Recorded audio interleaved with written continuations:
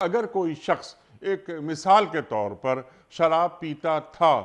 یا جیبیں کاٹتا تھا یا جوا کھیلتا تھا، اس کو تانا نہ دیا جائے اس بات کا کہ ہم تمہیں جانتے ہیں، تم شراب پیا کرتے تھے، تم جیبیں کاٹا کرتے تھے، تم وغیرہ وغیرہ وغیرہ، اس کی اجازت دین نہیں دیتا نا۔ بالکل نہیں دیتا۔ ہمارا دین کہتا ہے کہ اس کو اس کے گناہ یاد دلا کے شرمندہ مت کرو، جی اس کو اس کے گناہ، بلکہ دیکھو، ہم اس فرد کو برا نہیں بلکہ اس کے کام کو برا سمجھیں۔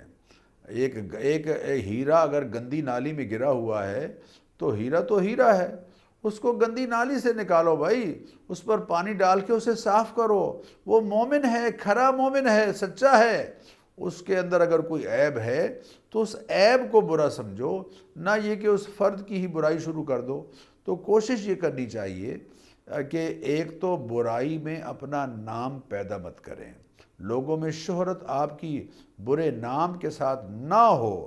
اور اگر خدا نخواستہ وہ برائی کر رہا ہے بندہ تو معاشرے سے یہ کہا جا رہا ہے کہ تم اس کو تانے مت دو، اس برائی کے، اس کام کے، اس کا نام اس انداز سے مت رکھ دو، بلکہ اس کام کو برا سمجھو کہ یہ کام بہرحال غلط ہے، اس نے تمہاری شخصیت کو مجروح کیا ہے، تمہارے کردار کو مجروح کیا ہے، تمہاری اولاد کے لیے تم عیب بن گئے ہو، تم اپنی بیوی کے لیے عیب بن گئے ہو، تم اپنے خاندان کے لیے بری شہرت کا سبب بن رہے ہو، باز آ جاؤ اس کام سے۔ یہ تلقین اس فرد کو کی جائے